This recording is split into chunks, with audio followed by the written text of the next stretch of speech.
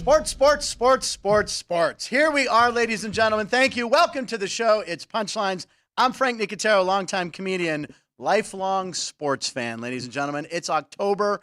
This is the best time of year if you're into sports. We got all the four major sports playing tonight. Game 1 of the World Series. It's going to be great. We have a great show for you guys tonight. Oh, by the way, it's show 15 today. So this is our third week. So once again, you know, we're driving for 500 subscribers, and I noticed we got some more the other day. So we're close. Remember, the 500th person to subscribe will get 5 minutes of airtime on this show. This could be a huge mistake. I haven't cleared it with anybody, but it's just a little thing that I like to think is going to happen. So could be interesting, right, Ryan McCormick, our producer? Yeah, we'll see what we can make happen. Yeah, I mean, it could be a good thing. It could be bad. Final hour Show 15, of week 3. That's also the jersey number of All-Star pitcher and World Series champion Denny Nagel, buddy of mine for 30-plus years. He wore number 15. He will be here next week. I just keep talking about it because we're very excited.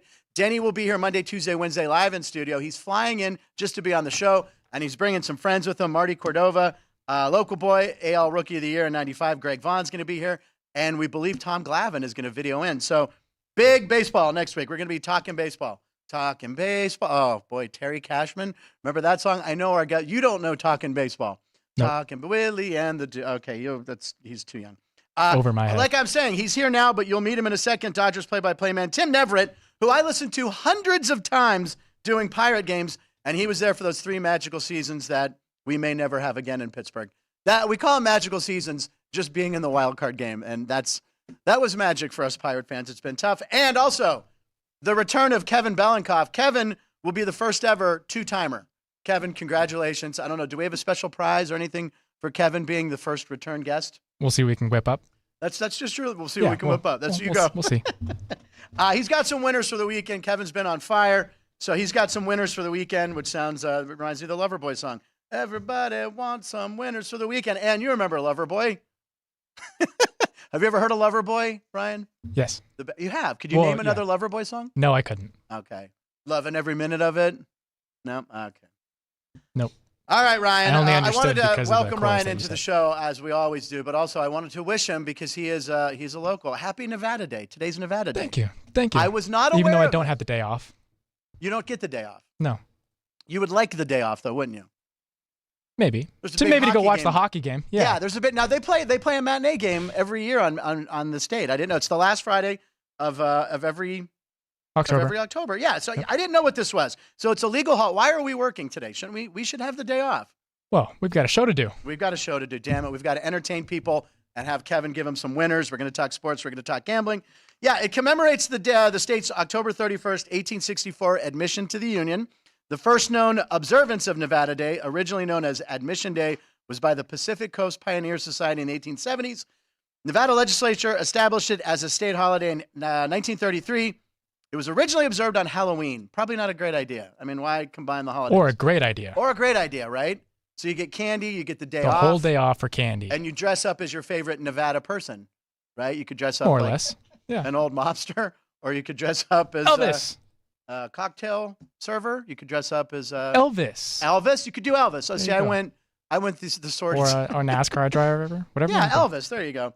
But it's to give it a 3-day weekend. In 2000, Nevada Day was moved to the last Friday in November. So it's like a 3-day weekend. So people are partying. It's Vegas. They're already partying, but that's cool. All right. Let's talk about nailed it and failed it last night. Nailed it. Chicken piccata from Trader Joe's. Highly recommend. I had Josh Allen over 25.5 yards. Okay, I do the props. You know that. 25.5 runs. yards? The touchdown put him over. I did not have LeBron over 1.5 swearing on the postgame show live on TNT, but he did last night. He swore twice. He hit the over? He did. I took the under. I thought LeBron would be, more reserved. Even though he was excited, they won the home opener, and he exceeded his minutes cap. Apparently, he's 38. They're putting a cap. He said, nope. He told the coach, nope, got to win the home opener. So good for you, LeBron. Lakers won by 5. The line was 6.5. I didn't take that. What did I fail? The grand salami was 70.5. Only 58 goals scored last night. So lost on the salami. And I think that's all I failed last night. Should we move on with the show? You forgot one. No, that's all I failed. You forgot one. I failed it. Yeah, there was Thursday Night Football last night. Oh, that graphic. Just look at that red X right over my face. Yes, there was Thursday Night Football. Did we have some sort of wager? I'm 0-2 against I believe you. we did. You are now 0-3. I'm 0-3 against Ryan, ladies. I know the live comments are just, it's going crazy about this, that I'm 0-3 against you. Yeah, I lost again. Courtney's going to help you make the pumpkin. I got to make a pumpkin. So it was the Bills were 9.5-point favorites against Tampa Bay. So at the end of the game, I'm looking good. 4th down, it's over. Wait, face mask? What? I thought the game was over. I'm like, I finally beat Ryan. He's going to have to carve the pumpkin for Monday's show. But no, there was look, the replay. Did you put the replay of the game on up there just to mock me? Yeah, and then that fluky touchdown. Was that also a 4th down play? I think it was. I don't know. But anyway, it bounces off the defender. Mike Evans had the concentration and the wherewithal to catch the ball. Then they could have won the game on the Hail Mary if Chris Godwin was any bit aware. If he turns around a half second earlier, he might have had it. And kudos everyone else was getting mugged. Yeah. By the way, I know. I think the refs go, look, we can't call pass interference on a Hail Mary. It's just not on the Bills again to end the game. Yeah. Like they did against the Giants where they had the Darren Waller pass interference, put him at the 1 and then again. Same end zone. Second time. Yeah. Two in a row. Yeah. You just can't call a penalty on that. But yeah, there was muggings. The police should have been called. But yeah, Godwin almost has that. And by the way, kudos to Baker Mayfield, who threw that ball nearly 65 yards. In the air. In the air. Yeah, I didn't think Baker had that gun, but he did. And it's not a warm night in Buffalo. That ball's not sailing through warm air. Congratulations, Baker Mayfield. You didn't win, but you covered the spread. You only lost by 6 points, meaning I am going to have to carve some sort of pumpkin for the show on Monday, which I don't mind. I'll go out. We'll get a pumpkin. And there are some cool pumpkins, sport-themed pumpkins. Can you show some of those sports-themed pumpkins? Yeah, we've got some awesome ones. Yeah, now we have some awesome ones. I have not seen these. Ryan chose these. He's smiling already, so there we go. You son of a... Ray Lewis. They had to show Ray Lewis, really? You have to show the most hated man in Steeler Nation. It's a Football Friday. I'm wearing my Steeler shirt. There's actually... Oh, and I wonder if they used a knife to carve that. That's interesting. It's a little Ray Lewis. We've got some other ones. There's some other ones. All right, there we go. Oh, that's a Peyton Manning one. That's good. Yep. We got Jackie Michael Robinson, Jordan. And is that Jordan up there? Michael Jordan and Tiger Woods. And where's Tiger? Oh, that's Tiger in the Woods. corner. I thought it was Jackie Robinson. Those are amazing. Who did those? I just found them on the internet. Now, you're not expecting me to do something quite like that. No, you got it. Because I see there's a lot of ones where I'm actually expecting your face with hashtag punch Frank Nicotero. So you expect me to fit my face and the words hashtag punch Frank Nicotero? You got it. Really big pumpkin. You know, I have I don't have tools like that. I guess I got to go to Target. All right.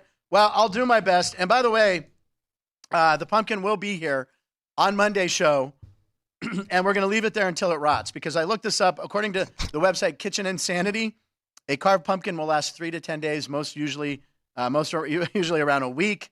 So that'll be fun to track, like a little science project. We can watch it slowly mold. Rot. Yeah. Like my gambling bets on this show. All right. Well, yeah. Hashtag punch Frank Nicotero. It's taken Twitter by storm. That we had a lot of hits on me mentioning that Tim was good. We had like 4,000 hits on that when I tagged Tim Neverett in that. So we got to keep Tim's an important guy. Neverett. Yeah. All right, let's go ahead and talk about some Frank's Fast Takes before we bring Tim in here. Want to say happy birthday on this date. It's Lonzo Ball's birthday. Lonzo Ball, it's his birthday. Now, this guy, I watched him play at UCLA. I actually went to a couple games and saw him play. Second overall pick in 2021 out of UCLA. Then he goes to the Bulls, sign and trade. 4 years, $85 million. Okay? Now, this is a little contest for you. This is an over-under bet. We like to talk gambling here. Which number is greater, his age or the percentage of games he will have played for the Bulls at the end of the next regular season? The reason I say next regular season, he's out this year and he's out next year. So, what do you think? So 21 and 22, he played 35 games, but he missed 47. I'm going to tell you that right now. So what do you think is greater, the percentage of games that he plays in or his age? Well, I know how old he is because his senior year in high school was my freshman year in high school. So are you that big of a fan of Lonzo Ball? No, but the year he graduated was the year my girlfriend graduated. So I kind of just put that math together. 6 degrees of your girlfriend. And always respect your girlfriend. That's very sweet of you. What's your girlfriend's name, by the way? Tiffany. Tiffany. All right. So, yeah, he's going to miss 211 games. 26. Yeah, 16% of the games. And how old is he today again? He's 26. 26. Yeah, this guy, I mean, what a deal. So basically, he's going to play in about 89 games. If he plays his season average of 54 games, He'll play roughly 89 games for $85 million. That's almost $1 million a game. That's more than Giannis's new contract. I'm so glad the Chicago team is paying it. Yeah, exactly. Your Bulls. That's right. Yep. Yeah, they could have used him because they had a winning record. They had one of the best records in the NBA when he was playing, and then as soon as he got hurt, they're going to the toilet. So Yeah, no, anyway, that offense would be a lot of fun. Lonzo Ball, Zach LaVine, DeMar DeRozan. got some high flyers. There'd be a lot of speed on that team. Now, here's the thing. I read a quote by Ball. He said if he wasn't a basketball player, he'd be a rapper. Well, you're not a basketball player, so get back to rapping. But he does have a rap video out. Let's throw it. Let's show it. This is a song about his brother's shoe called Mellow Ball Ones. So he wrote a song about his brother. See, that's most rappers are boastful. He writes a song about his brother because his crazy dad probably told him to. Gotta hype him up. You gotta hype him up. And his Melo brother, is 16 at this point. is that right? He's only 16 in this? How'd these shoes sell? I don't know if I've ever seen. I don't think they did very successful. We saw enough. That's anyway. He's a rapper. Also on this day in 2002, Emmitt Smith. This is a sad day for you. I know he broke the NFL career rushing yards record held by the late Walter Payton. He had your Walter Payton jersey here earlier this week, and we actually have video of him on the run. We should. We have the 11-yard run of him passing Walter Payton, and he ended the game with 109 yards and a touchdown. He ended up with 16,743 yards. If we don't have the video, we can just show the chart. Doesn't matter. No, we were listening to Lonzo's song for a while. Oh, you're still listening to Lonzo? It's a banger. Oh, the Lonzo song. I was supposed to be dancing to that. Yeah, look at this. Look at that. That's going to be, in the day where running backs really aren't getting paid or played much, 18,000 yards for Emmitt Smith. I mean, that's not going to be touched. Did you see that record being broken? No. The way, unless it gets back to Not running. in today's game. How about Frank Gore? That guy played for 15 years, 16. He ended with 16,000 on the Flat. button. Man, Barry Sanders. Barry, he quit early. He might have had a shot. But yeah, that's an impressive list right there. I don't see any current running backs approaching that top 7 right there. God, LaDainian Tomlinson, he was so good. All right. What's that? Do you have any live comments, by the way? We should have that video of Emmitt Smith. Oh, we do have the video? We should. Show it later. There it is. All right, here's Emmitt Smith, number 22, Dallas Cowboys, breaking Walter Payton's record. Thank God it wasn't on like a 1-yard punch or something. There it is. Needed 10, got 11. Unbelievable. Yeah, Emmitt Smith was great, and I actually met him. He was on Dancing with the Stars once. And I was working in the same studio, and I got to meet him. He was a very nice guy. Not as big as you'd think either. Yeah. All right. Very good. Okay. Also, 2 more things that we want to talk about. Just Brian, just kind of nuts. Yeah. Pretty interesting. All right. We want to talk baseball because our guest is coming in. 1996, the Giants won the Yankees won their first World Series since 1978, which pains me because 77 and 78, I was a little kid living in LA, and I was a Dodger fan listening to the games. But in 96, Charlie Hayes caught the last out. I remember because the Pirates traded him to the Yankees, but Brian Hayes plays for the Pittsburgh Pirates, who better win the Gold Glove this year at third base. Congratulations. Stealing it from Arenado. What's that? Stealing it from Arenado. Well, Arenado, he's not even in the final 3 this year, right? After winning it for a whole straight decade. Yeah, which, by the way, Hayes should have won it last year. He had a better year. Yesterday he just won, I forget the name of the award. Tim Neverett might know, but it's for the best defender in all of baseball. Hayes won it, so that's like a precursor to the Gold Glove. He's going to get it. And also on this day in 2020, just 3 years ago, the LA Dodgers won the World Series. So it's the first time since 1988 when Kirk Gibson's dramatic home run, of course, off of Eckersley, propelled them to a 4-0 sweep of the A's. And he is here now. This gentleman right here also used to do the Pirate games. He's done Red Sox games. He's done a lot. Tim Neverett is here. Tim, yay. Thank you, Tim, for being here and enduring those hysterical jokes that we do on the show. And I didn't do my dance. I was supposed to be dancing during the Mellow Ball video. I was going to do something like that, but let's just get to baseball. So 3 years ago today, you see the Dodgers win the World Series. Yeah, it was a little different, though, because we weren't there. Yeah. We were calling games off the screens back at Dodger Stadium. But you felt like you were there. No, not at all. During the pandemic season, no, you didn't feel like you were there when they were on the road or anything.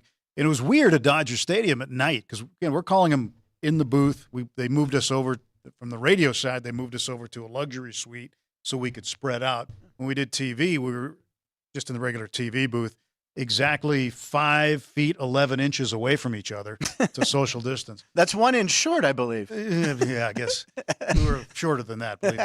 We were closer than that, but that's where the TV lights were. So we had to be in there. You can't move anyway, those. But it was strange, and I mean, I remember nights leaving there after road games, walking out into the Dodger Stadium parking lot and seeing coyotes running around. Oh my gosh. I mean, I got pictures of one right near my car. We could hear them at night during the games. Take your headset off during a timeout, and you can hear the coyotes up in the mountains. But when you're there at Dodger Stadium and you get 50,000 people there, there's no coyotes to be seen. Wow. It was National Howl at the Moon Day yesterday, by the way. I was howling. I was howling shirtless in the parking lot to celebrate that. That was you. Yeah, that was me. I was waking up people. I know security had to come. Yeah, it was very surreal. I remember even my girlfriend and I would go to Universal Studios, and you'd come out and there'd be coyotes in the parking lot because it was one of the few places that was open, and we'd go there and get some walking in and ride the Jurassic Park ride for the 300th time. And there would be coyotes out there. But at Dodger Stadium, that's probably the one time there was no traffic coming out of the stadium. It was beautiful. From that perspective, it was, we would joke about this too, because we would say, hey, this is the one good thing, the one good thing about the pandemic. Anybody who's ever been to the game at Dodger Stadium understands the traffic situation. Yeah. Even when you're broadcasting, by the time you're done, when you have to leave, you're still going to sit there. And that's why we have a long radio post-game show, because everybody's tuned into it.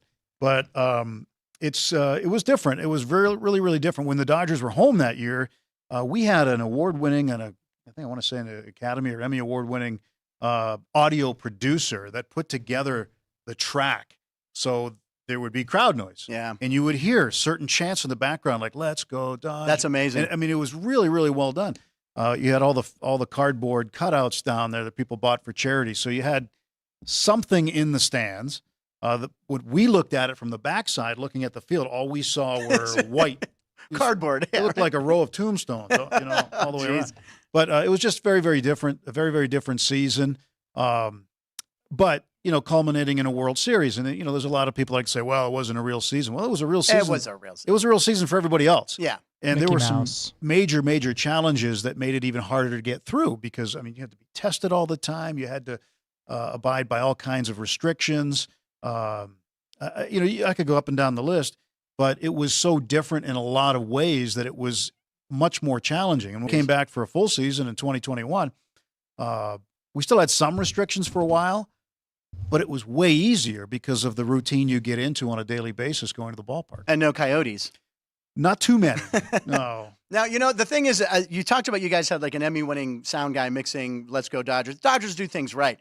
Most of the teams in the Major League I had read used the crowd noise from an Xbox game. MLB The Show. MLB The Show. There you go. Yep. So that was just easier. That's just baseball so right there. Hey. When we would do games on the road, right, we're sitting at Dodger Stadium looking at TV screens, and the audio track that we're hearing is from the video game. Yeah, exactly. So, and we can tell. I mean, it's crazy. But the Dodgers did things right. They did. You were with Boston before that. I was. The Red Sox. Now you grew up in that part of the country. I did. So that must have been a thrill. Yeah, it was neat. I was there for 3 years. I could have stayed longer because I had to work for the flagship radio station. They made it pretty easy for me to decide that I didn't want to stay there much longer, as long as I had to work for them because they were nuts. Do we want to dive into that a little bit? I mean, they wanted to change the broadcast entirely into a talk show. Oh, God. I was told that to my face by the general manager. What would the point of that be? They felt they were going to reinvent the game. I was going to say, no one does this. And I said, no, it's not going to work for me. So a couple of months later, before the season even ended, I knew I had an opportunity with L.A., and so I just kind of kept my mouth shut, finished out the season, and just took the job with the Dodgers. Unbelievable. Well, I grew up in Pittsburgh. I was born in Pittsburgh, but I lived in Los Angeles from ages like 6 to 10. So that's when I first saw baseball. I remember my dad changing the channel one night. I'm like, what's that? And I have this memory. It was Don Sutton. I remember it was Don Sutton pitching, and all of a sudden I became this crazy baseball fan with pictures of all the I was a Ron Say fan. I loved the Penguin. And I didn't realize, and I had a transistor radio. Transistor radios, Ryan, they were small radios. They got AM radio. Have you ever listened to AM radio? What is that? Exactly. All right. So anyway. It's like your phone, except if you pulled a big antenna out and it had a little plug in there for a little one white earpiece. And it was like being on a bad phone call. Like an it was AirPod? really staticky. And So I remember the first games I listened to were Vin Scully, and I thought, oh, okay, everyone's as good as this guy, right? Everyone, when I listen to baseball. So my first games were Vin Scully. I remember staying up late listening to him do a game against the Giants where Jerry Royce pitched a no-hitter. I think it was 8-0, and I stayed up the whole night. And there was something about the static that made it nice and the glow of the radio. So I heard Vin Scully. I'm just wondering, who are some of the guys you heard? Who are some of the announcers you looked up to and made you want to become a baseball announcer, which is something I wanted to do. Had I not become a comedian, it was something I definitely wanted. I was going to go to Syracuse or Ohio U with programs. And Well, I think it was the one guy wasn't even a baseball announcer. The guy that I looked up to as a kid, it was the old Boston Celtics radio announcer, Johnny Most. Johnny Most, yeah, with that voice like this. Yes, How the check stole the ball. DJ brings it up. He fiddles and diddles and daddles, gives it to Robert, rainbow, bang. So, but it was in the 8th grade. I had my dad had the job of getting a guest speaker for our junior high school athletics banquet, and he knew somebody who knew somebody, and the next thing you know, we're going to pick up Johnny Most at a Friendly's ice cream shop, which he frequented. Did he hang out there? Yeah, he did. Are you serious? I'm not kidding. So anyway, we go pick him up there at Friendly's, and then we take him in. So he's in the front seat, I'm in the back seat, and he says to me, what do you want to do when you grow up? And I said, I want to do what you do, Johnny. I want to be a sports announcer. He did Friendly's. Yeah, I don't want to have to make a diet out of Friendly's, but I want to be a sports announcer. And he said, all right, I'll give you some advice. And he said, every day put a marble in your mouth. And I'm thinking, I am getting this great technical, this speech Words technique of wisdom from the guy he sounds like he swallowed broken glass. Not ice cream, yeah. No, and then he said, when it's full and you can't get any more in there, take a marble out. And when you've lost all your marbles, you're ready for this job. And I've never forgotten that. And it rings true. It does. But I a couple of years later, when I was, a few years later, when I was in college, after my freshman year, I had an opportunity. I was playing baseball, but you went to Emerson College. I did. It's a huge. I mean, a lot of comedians, a lot of famous people in LA have gone there. It's a great liberal arts school, or is that what it is? Or? Well, it's a communications specialist at theater arts, television, and you were playing film. baseball there. Sorry, so I was playing baseball there, and I had an opportunity to intern with the Pittsburgh Pirates AA team that was in my hometown. And long story short, the announcers didn't work for the team; they worked for the radio station. They all had other things they were doing. Right. And when they got the job, they're like, oh, this is great. I'm going to broadcast pro baseball. Then about a month into the season, they're like, man, this takes a lot of time. It takes work. Yeah. So I got back from school and I'm playing semi-pro baseball in the summer. That's what we did then. And I get a call. Yeah, you want to intern? Yeah, I do. So I show up at the ballpark. I get them the lineups. I get them this, get them that, go down on the field, get them whatever. About a week later, one of them says, hey, so-and-so is not going to be here tomorrow. You want to do an inning? I'm like, yeah. So they realize now that they can go and do their softball tournaments or their family picnics or whatever they're going to do at night. The kid will come in. The bowling tournament. And they're like, he'll just do it. So by the 4th of July, I was doing both ends of a doubleheader by myself. Wow. And I ended up doing probably 50 games that summer. That's tremendous. And that's and I realized this is what I want to do. I said, my college coach used to tell us all the time, not a single one of you SOBs is going to the big leagues unless it's as an announcer. And it's true because myself and Steve Berthium, who does the Diamondbacks on TV, we played together. Oh, come on. That's so great. There's two of us from the same team who are in the big leagues as an announcer. You know, the Pirates had was it a single A or double A team? What was double A? What team? What city was it? Nashua, New Hampshire. Nashua, New In Hampshire. the old Eastern League. I had a friend, Ed Driscoll, is a comedian friend of mine. He had a joke for years. The Pirates used to have a minor league team in Hawaii. Oh, yeah. Triple A. Yep. Triple A team in Hawaii. We don't know why. Right. So it was Hawaii's here, Pittsburgh's here. And he said that, players would be like, oh, my God, I went 3 for 5. I better strike out or I'm going to be in Pittsburgh tomorrow. That's right. Guys didn't want to get called out. No, why would you want to leave Hawaii and come to Pittsburgh? This was the time when the Pirates weren't very good. You said you got to call an inning. I actually got to call a half inning of a Cubs game once. I was lucky enough in 2000, I think it was around 2000, 2001, 2002. I was hosting a show called Street Smarts and Tribune Entertainment. Tribune was they syndicated the show. So I was asked to sing the Take Me Out to the Ball Game 7th inning stretch. Oh, that's an honor. Yeah. It's an honor. It's a legendary honor that I got to do. And then I got to go over and sit in the radio booth, and I told them how my dream was to be a baseball announcer. And after one out, they go, "Okay, man on first, take the rest of the inning. Next pitch, 6-4-3 double play." so it lasted. I was like, "This is great." There could be a rally, maybe at one pitch, 6-4-3 double play. And they go, and that's the end of your career. Thanks for being here, Frank Nicotero. And that was it. But and then I moved to Pittsburgh. And then I started listening to Lanny Fratteri. So Lanny Fratteri was a longtime broadcaster for the Pirates and does a lot of Ohio State stuff still, maybe. I can't remember. He's still around. Yeah, he's doing. He teaches. He teaches at one of the local colleges now, and he'll. Oh yeah, Waynesburg. Waynesburg. That's right. It's yeah, Waynesburg. That's State, right. Yeah. Yeah, I loved Lanny. Yeah. So I grew up on Lanny, and so I had Vince Scully and Lanny, and those were two. I mean, they're my two favorites because you hear him as a kid, right? So who would you hear as a kid doing Red Sox games or what team? I would hear Ken Coleman do Boston, do the Red Sox, and even as a younger kid, even Kurt Gowdy. Oh God, yeah, was doing him. We had Dick Stockton who did television, and he worked with Ken Harrelson at that time. Ken Harrelson. Who got into the fight with Pete Rose? Was it Harrelson that got into it? Or was that Bud Harrelson? Bud Harrelson. Bud Harrelson. Yeah, sorry. Okay. But Hawk Harrelson was Hawk. He was young in the TV business at that time. He just finished playing, and Dick Stockton was a young broadcaster then, and so those are and Ned Martin is another one. Ned Martin. I don't know that name. Who did Red Sox baseball for a long time. Yeah. So those are the guys that I would listen to and watch. And then we had the advent of cable television when I was, I don't know, maybe 15 or 16, came into my hometown, but we didn't have remote controls then. So I was the remote control for my dad. And we had, we could watch baseball all the time because it wasn't regulated. So because we had cable, we had a little sliding channel changer at the top, right? Yep. So my dad would say, check out the Braves. Yeah. Like Red Sox would go to commercial, check out the Braves. So I'd flip it over to TBS. See how the Mets are doing. I'd flip it to WOR. Yeah. Right? What about the Yankees? WPIX. He goes, all right, check out see what the Expos are doing. We go to Canal Tres. and it was neat because baseball in French is kind of fun, right? Yeah. So it would be like, le lanceur ce soir is Steve Rogers and the gardien de but, Gary Carter.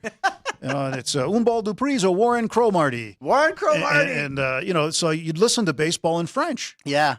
Jacques Doucet. You remembered this. Yes. Yeah. So do you speak French or only baseball French? No, I can get by. Okay. I can sneak by. Because up in New England, when you grow up, that's what you learn. You don't learn Spanish like the rest of the country. Right. You learn French. So, but yeah, so I mean, we watched baseball all the time. We watched all these games. It was really at the time, 1973 when the designated hitter came in. That's pretty much all I knew. Right. Was the DH in the American League. But now I'm watching the National League going, this is really cool. I was like against it. Bob Walk, who we were talking about off air a second ago, was ban the DH. Yep. But it really makes the game a little more exciting. I mean, I always like the purist and the bunts and the double switches. It's baseball. I like it. I miss it, but I'm accustomed to it. Yeah. So I've been in the National League my whole career until I went to Boston, and then when I went to Boston, seeing the DH on a daily basis, I was like, this is a different game. Yeah. There's a different responsibility for the number 8 hitter all the time in the National League than in the American League. In the American League, you're just another guy in the lineup. So, now it's the same way, and it's fine. It's baseball. I love it. But I can say I remember when. I know. I remember the last. I don't remember the last double switch I called, but the times of the double switch were they're all dead and gone. I think, at this point in time. And the first DH was it Ron Blomberg? Ron Blomberg from the Yankees. Yep. You mentioned Steve Rogers. It just triggered in my head. I was a big baseball card collector. I'm sure you probably collected cards as a kid. Steve Rogers, they misspelled it. They put a D in Rogers, and I wrote a letter to Top saying, you misspelled Steve Rogers, blah, blah, blah. And they sent me a box of baseball cards for finding the mistake, and that was like the greatest day of my life. So my partner on radio with the Dodgers, Rick Monday. Oh, yeah. 1981. Oh, yeah, the home run. Right, yeah. He's up in Montreal. They're in the National League Championship Series, and I think it's the 8th inning. And they bring Rogers, who's a starter, who's their ace. Yeah. They bring him out of the bullpen, and he's a right-hander. Monday's a lefty. Yep. And so there's still a lot of question, a lot of, second guessing.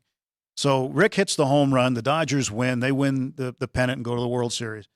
There were times after that where Rick and his roomie, Steve Yeager, the catcher. Oh, yeah, Yeager. They were actually thrown out of a restaurant one time because the owner refused to serve them because of what they did to the Expos. They've had guys up there try to fight them. Jesus. Yeah, he's got great stories, but Steve Rogers was the guy that served up the home run on what they call Blue Monday in Montreal. Oh my God, I can see the replay in my head, him getting to the dugout, and oh my God, I remember watching that game, man, because I Dodgers and Pirates are my two teams. And when I was a kid, my favorite non-Dodger, non-Pirate was Jim Rice. I loved Jim Rice for the Red Sox, and I paid $4 for a signed card And that was the most I'd ever spent on a card. Jim Ed Rice, good guy, Hall of Famer. Yeah. I used to see him quite a bit in Boston. Saw him a lot in Boston. And he looks the same from when he played. Yeah. He's a sharp dresser, too. I got to give him that. He's really, really good guy. Well, I'm wearing my good Steeler shirt today for you, Tim. That's nice. This Thank you. is a good one. The Steeler. In Pittsburgh, everyone has like a Steeler shirt, and then they have their dress. No, they don't. They have 12 Steeler shirts. That's all they have. You think I'm joking? You go to Pittsburgh, it's all people wear are Penguins Steeler jerseys. You'll see some Pirates. You'll see some Pirates jerseys. The great thing about the Steelers playing at home on a Sunday, or playing anyway on a Sunday, that's always the time to go to the Giant Eagle, which is the grocery store. You go to the grocery store during the Steeler game, you're in and out of there in 5 minutes. And there's coyotes. There's coyotes roaming around. The coyotes came in from L.A. My mom will literally ask me, this is true, and she's watching. She'll go, when do the Steelers play this week? I'll say Monday night. She'll go, crap. She goes, tell me when there's a Sunday game, because that's when she'll go do her big shop. Because you go to Giant Eagle, and that's when you go and you get your groceries. I can't believe you said that. Yeah. It must have been magical, though, if we can go to the Pirates for a minute. Those 3 years with McCutchen and Walker, and just great years. We didn't get over the hump. Of course, the one-game wild card playoff, we had to face Jake Arrieta and Madison Bumgarner. Yeah. Oh, my God. They both throw shutouts, right? I think they were both shutouts. They're both really good. They're both in their primes. Yeah, that was just unfortunate that they changed the rule after. But those were some great years, and you must have had fun calling Pirate games then. Pirates were great. When I got there, one of my partners, Greg Brown, told me, he said, you're coming at a good time. He said, I think they're going to be good in a few years. And we got to about 2011, and at the All-Star break, we were up there, then had a massive collapse, largely because of what happened in Atlanta. You mean the extra inning game? Yeah, the worst. See, I knew what you were talking about. Worst call of all time. Worst call of all time. Anybody can go Google it. Yeah, after the show on YouTube. Just look on YouTube. Yeah. It was like in the Julio Lugo. And McCutchen was pitching. There was Daniel McCutchen was pitching. Michael McHenry was catching. The Fort, yeah. Fort was catching. The worst call in baseball history. Guy slides, gives himself up. 3 feet in front of home plate. He's tagged.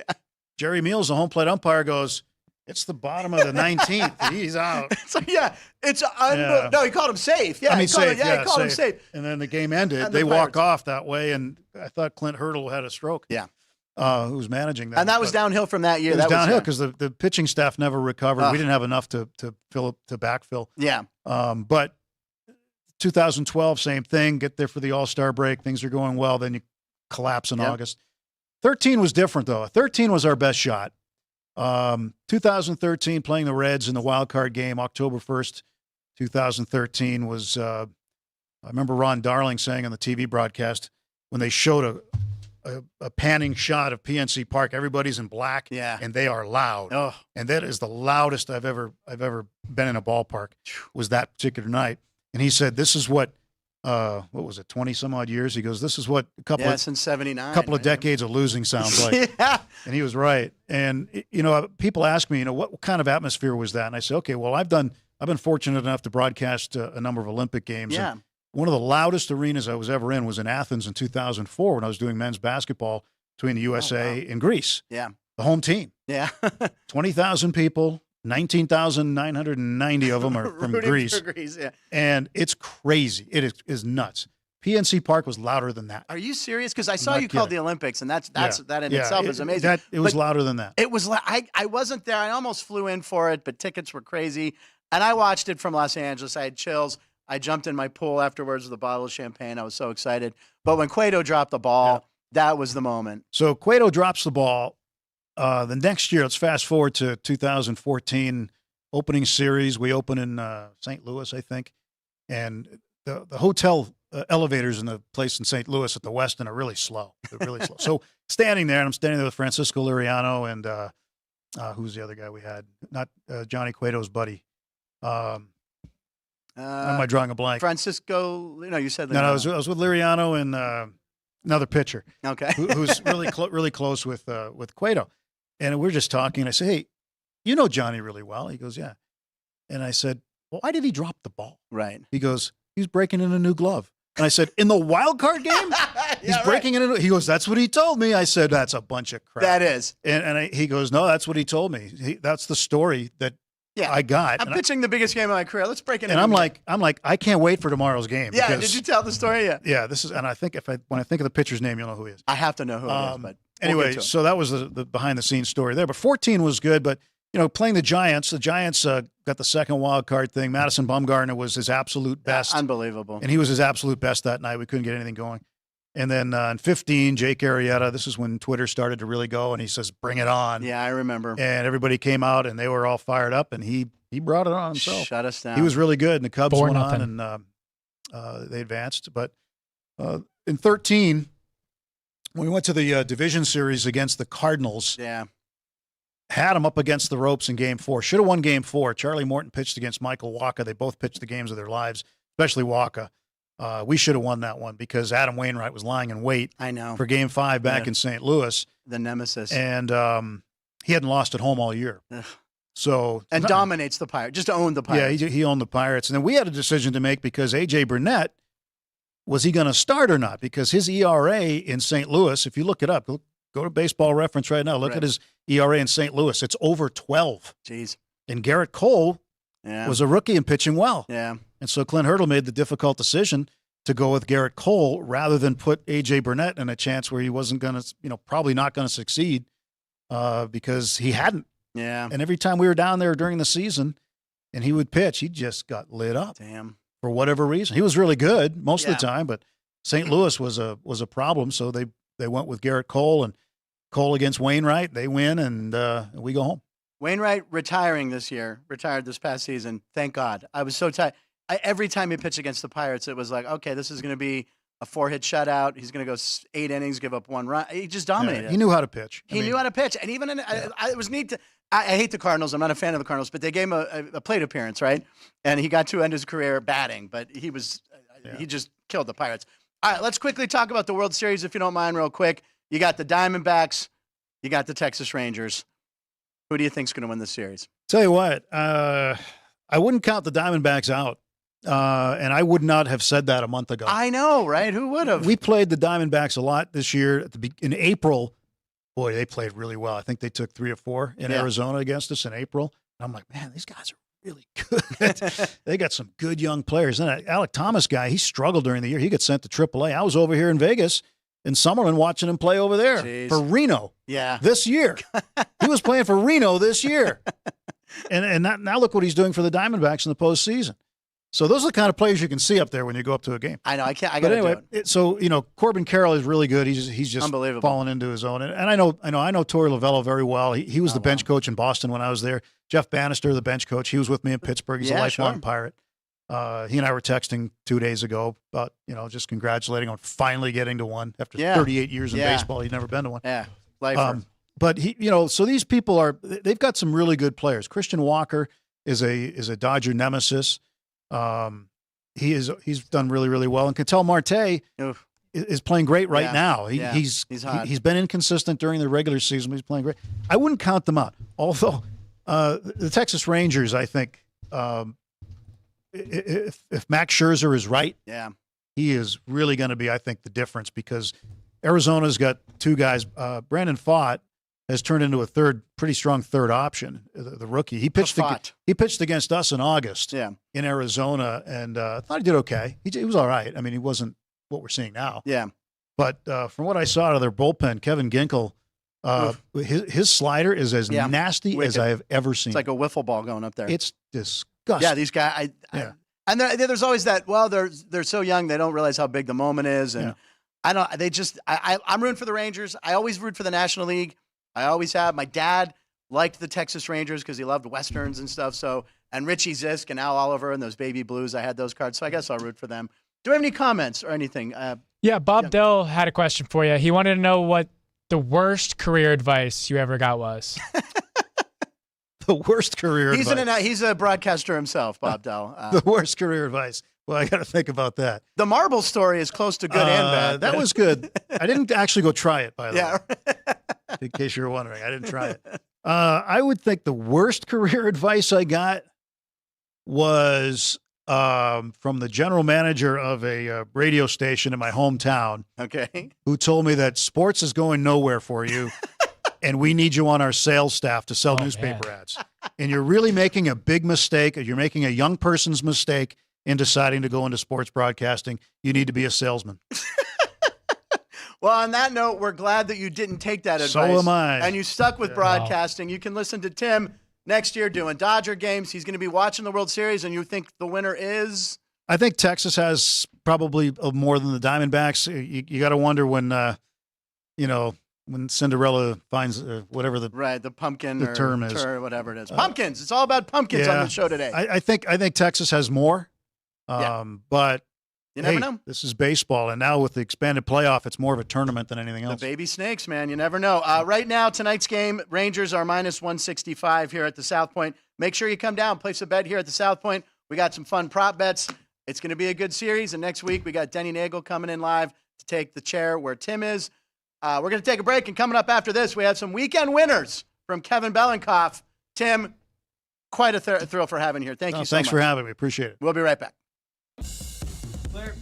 Nice. I got to hustle, but ask Danny, Yes, sorry. ask Danny about this story. Okay, yeah. Bob walked told me the story. First-class Las Vegas resort. Did you know our 400-seat showroom is one of Las Vegas's top destinations for live entertainment?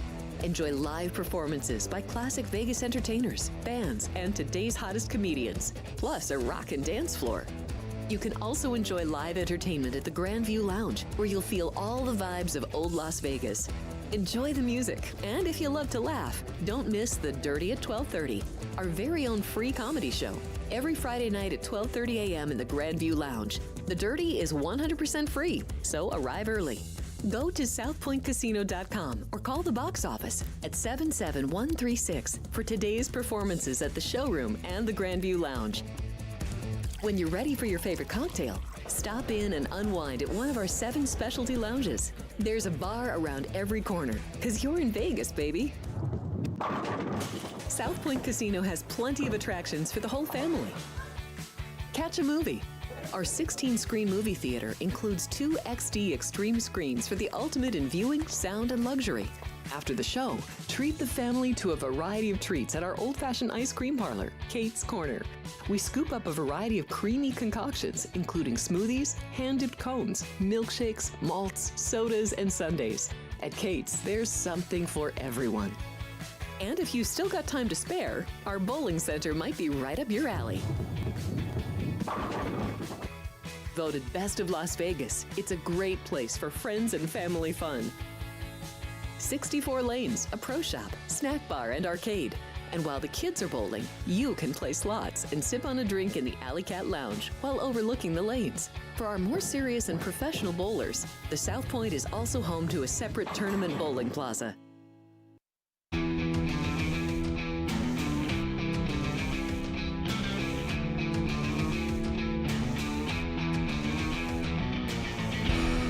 That was a big thrill for me having Tim Neverett here, Ryan. That was really cool because I listen to baseball is my passion, and then baseball announcing is what I was maybe going to do. So, by the way, Edison Volquez is the pitcher he couldn't think of. If you're following along, who played with Cueto and the Reds and then was a Pirate. So Edison Volquez, he said he wasn't leaving here until he looked it up, and Ryan and Tim looked it up, and we settled that bet there, or not bet, but just that fact. What's happening over there? We got some more live comments going on. Not quite. Okay. But all yeah. right. Well, Bob Dell's always there. Bob, thank you for always piping in from Maryland. We appreciate it. This gentleman is coming to us from Los Angeles. And ladies and gentlemen, the first time two-timer club member, Kevin Belinkoff. Kevin right there. Kevin. Repeat. Kevin, Thank you're you, back. Frank. You're the first ever repeat. That's it. I know that's a little sad, but I will take the honor nonetheless. Well, Saturday Night Live. I was watching the little promo thing you did. Yep. The milkshake at that ice cream store, exceptional. Oh yeah, best milkshake I've ever had. Now is that at the South Point? Is the Steak and Shake or the ice cream place?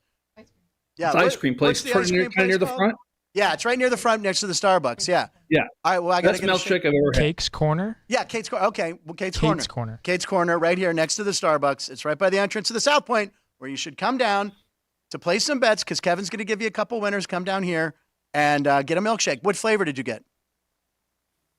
I'm guessing strawberry. It was some time ago. I only do. But chocolate. I am a fan of the strawberry shake. I only do chocolate. I've always been a chocolate. No guy. Oreo?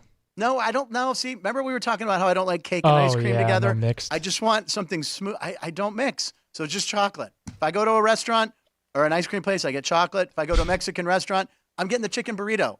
Don't even give me a menu. I'm very strange, Ryan. All right, Kevin, you Yes. watched last night's game last night. What a weird. Yes, I was disappointed. I'm a little disappointed in you because you will recall you received a text from me saying play Tampa Bay in the under. You did. And apparently you'll be carving pumpkins as a result. Yes. Now I want to say, in my defense, he let me pick. I let Ryan pick first. I said, "All right, who do you want tonight?" So maybe I should have texted him.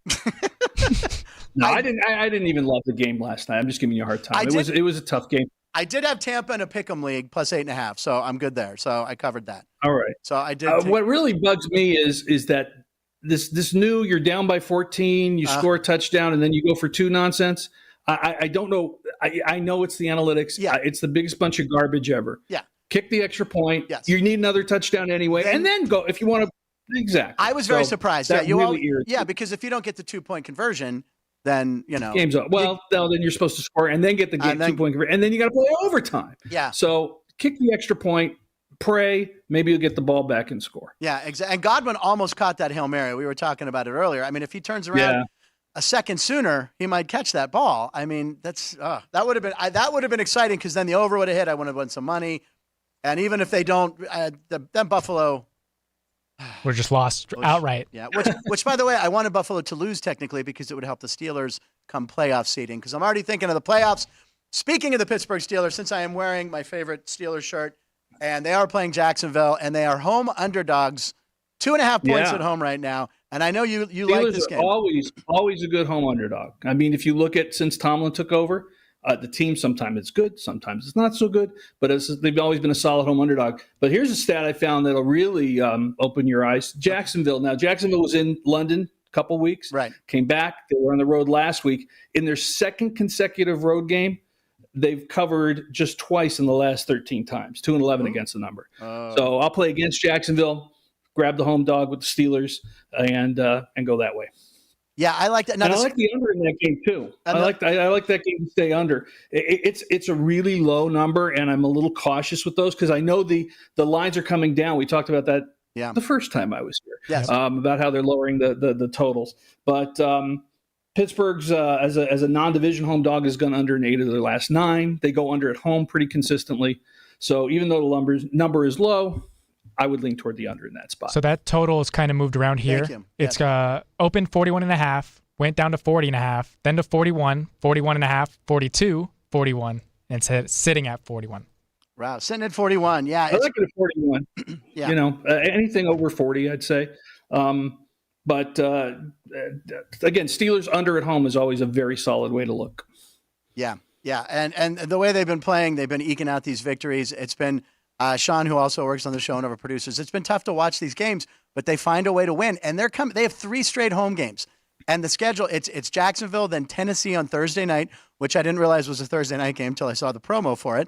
And then they have Green Bay. So possibly, could the Steelers be 7-2 in a few weeks? It would be all scary. Winnable or losable. Those would be good games. And in the promo for the game, they show T.J. Watt. We know T.J. is going to be there next Thursday. And then for Tennessee, they're showing Derrick Henry, who might not even be there. So, yeah, the trade deadline. So, what other NFL games were you peeking at for us?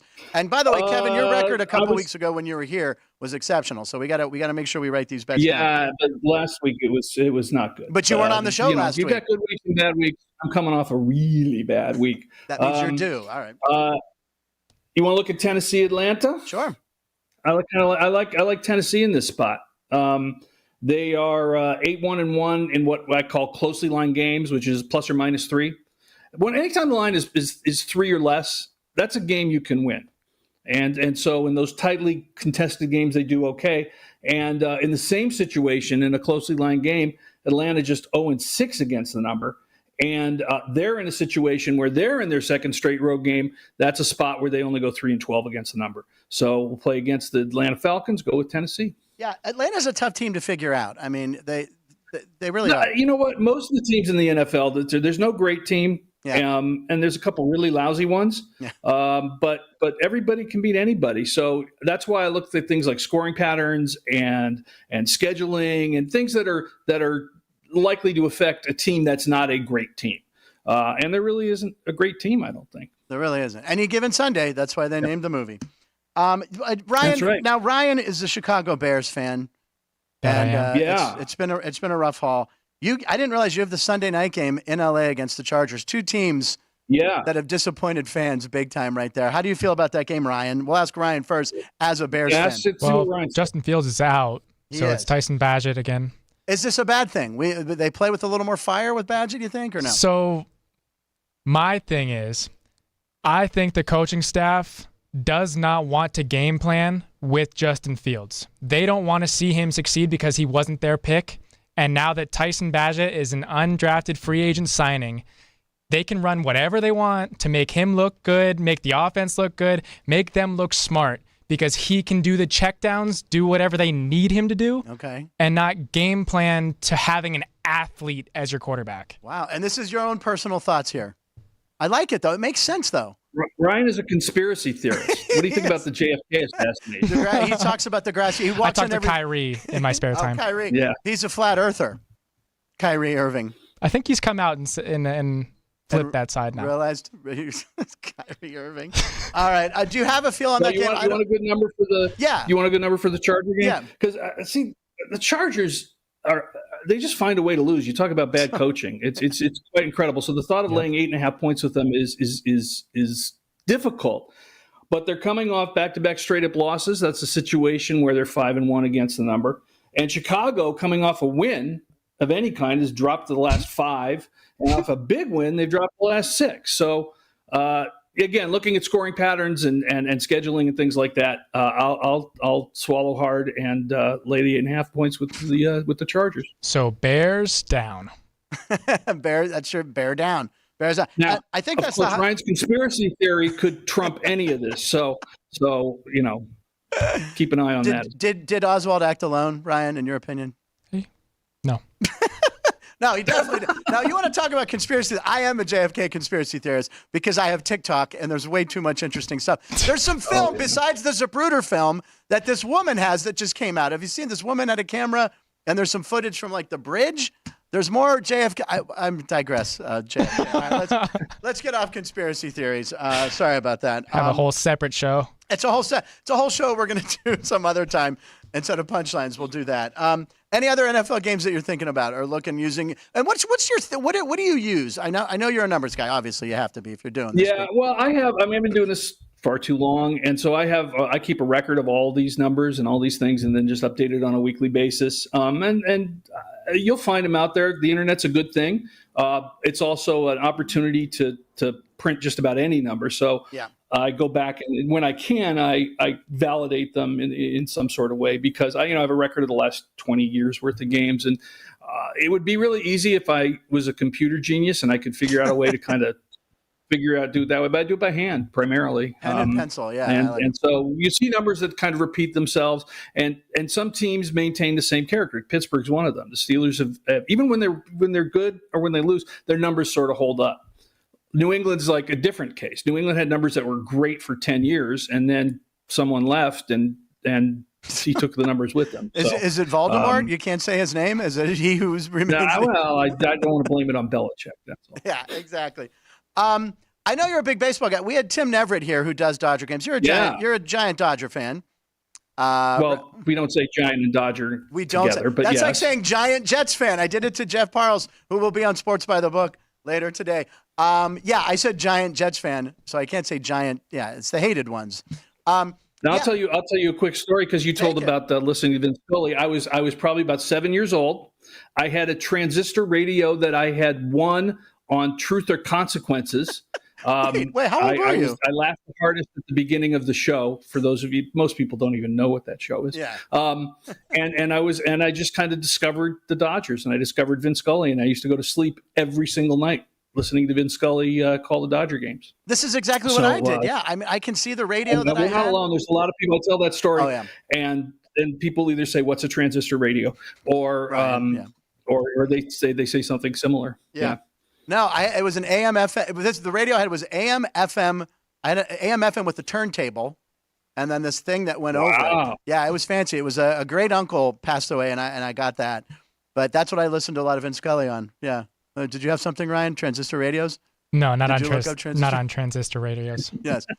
Did you Google? Well, I did want to ask the Rams Cowboys game. Oh yeah. So the Cowboys are 6.5-point favorites, but 94% of public money is on Dallas. Really? People love to bet Dallas. Well, that used to be a recipe to go the other way. Right. It's not quite the same now. People Okay. have a lot more information with access to the internet and stuff. But usually, if you saw a big line move, that was an indication that all the money was going one way, and you just say thank you, and you quietly go the other way and win. But so that game's a pass for me. It's a tough one. Rams. I was against the Rams last week. They won. And Cowboys are one of those teams that can beat anybody, or they could lose to Arizona, which they did. So it's a tough game to figure out. Our local team, the Yes. Raiders, on the road in Detroit, are 8-point underdogs, but 88% of public money is on Detroit. They're expecting them to bounce back, No, right? I'll tell you, Detroit 13-2-1 against the number of their last 16 games at home. That's overwhelming. I can't play right. against that. And the Raiders are they're like the Chargers. They find a way to lose. They do.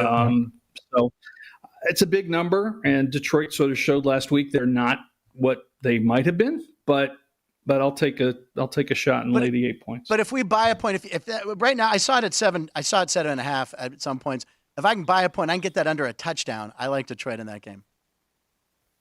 I tend not to buy any half point or whatever, and the reason why is because you're paying for that. Right. So 3 things could happen. 1, you could have won anyway, in which case you're winning less. 2, you could have lost anyway, in which case you're losing more. And the only situation where you look like a genius is if they hit that number right on the nose. So I tend to just go with the numbers and go from there. But it's a strategy. If you feel more comfortable that way. Some people use teasers. I don't play teasers. Yeah. But it's the same concept. Is I don't play teasers because I tend to find I don't need them. If I would have, I might do a parlay, which you're really not supposed to do. But I'll parlay the same side and total in the same game because that uses the same sort of theory. That's more likely to be a winning parlay, like last night, parlay Tampa Bay in the under. But yeah, you gave it to me, and I know. So the Detroit Lions haven't played on Monday night since like Reagan was in the White House or something ridiculous, right? Yeah. So I mean, Detroit's going to be on fire. That atmosphere is going to be incredible in Detroit. They've been waiting a long time for that game. So, yeah, I like the Lions in that game. Of course, I think if you watched the show this past Monday, I liked the Lions against Baltimore. I thought that was my pick of the week. How'd that work out? What was that final score? I like them too. Yeah. So a lot to not very much. Oh, man. All right, so let's end with the World Series because the World Series is starting tonight. Game 1. You're a big fan. Kevin, actually, it's funny. When Tim brought up Rick Monday, the first thing I thought about was the bobblehead. Famously, Rick Monday, he was with the Cubs at the time. He's playing left field for the Cubs. And 2 people had jumped over, ran onto the field, and tried to light an American flag on fire. I do remember that. Yeah, you remember that's a famous video. And and Rick Monday snatches the flag from them and became a hero in Los Angeles, and then of course became a Dodger, where he's legendary and he now does the games. So Who was traded from the Dodgers to the Cubs for Rick Monday? Oh, That's man. a tough. That's Ernie Brulio. Very tough. That's the Lou Brock trade. I have no idea. Give me a clue. His nickname was Pickles. Oh my! I have no idea. Who was that? You've never heard of him, Mike Garman. No, Mike Garman. Pitcher. He was a pitcher. I remember. Yeah, Mike Garman. Yeah. And then he went on to make millions making navigation systems. That's right. So Dodgers came away with the good. Yeah, good they one did there. good with Rick Monday. But you gave me a Rick Monday bobblehead. They had a bobblehead. We met for lunch, and he got me one of these, and it was him snatching the flag away that I still have proudly. I love that bobblehead. It's one of the best ones ever. It's worth $2,000. $2,000? Damn it! I'm kidding. If it was worth $2,000, I'm coming over and taking it back. All right, who do you like in the World Series? Just personal. Are you a National League guy? You always root national. I'm kind of irritated with this World Series, to be honest, because Arizona is not one of the best 10 teams in baseball. They really are, and Texas may not be either. I probably put them in the top 10. I don't think I'd put them in the top 5. And so who wants to watch these 2 teams play? I'd rather watch Atlanta. I'd rather watch Baltimore. They were exciting. And so there's just, to me, Texas is at least a little exciting. They hit the ball really well. Arizona's boring as can be. So I'll probably be rooting for the Rangers. No stolen bases? You don't like the speed? A lot of stolen bases. A lot of free tacos coming this way. I don't know. I don't like the 3 pitches. There are three what's a disengagement to first base. Right. It's completely illogical to me. Do you see what like Cedric Mullins did that one time? He taunted the pitcher into going over there a third time. Yeah. and just so it would be a walk. Get Yep, second. And been done a couple times. I mean, I this don't year. mind. I don't mind the pitch clock. I thought I was going to hate the pitch clock, Yeah. but it doesn't bother me. And so stolen bases are a little cheap now, but it's exciting. I guess. is. All right. Well, Jeff Parles, who will be coming up on Sports by the Book here shortly. Just an hour. Just an hour. Just an hour tonight. 2:00 tonight.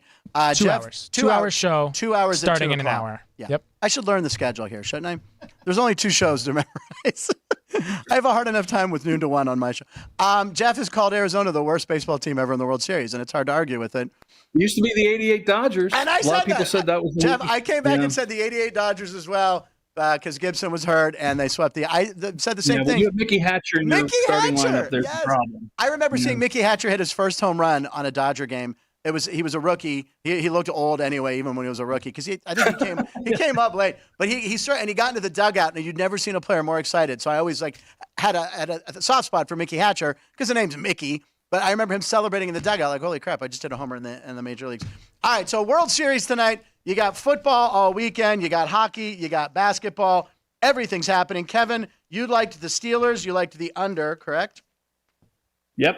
And what else Yep. was there? There was one more you liked. Oh, Tennessee. I don't know what else. The Titans. Tennessee, You like yeah, I like Tennessee. Tennessee as well. Okay, so play those games. You can come down to the South Point Casino, guys. We have the best odds. Everything's great. You can play some blackjack, 3-2 blackjack. Best odds on blackjack. Milkshake. And you get the You get a milkshake. And you get the strawberry milkshake at Kate's Corner right there. We appreciate you guys watching the show. Please click subscribe, drive for 500.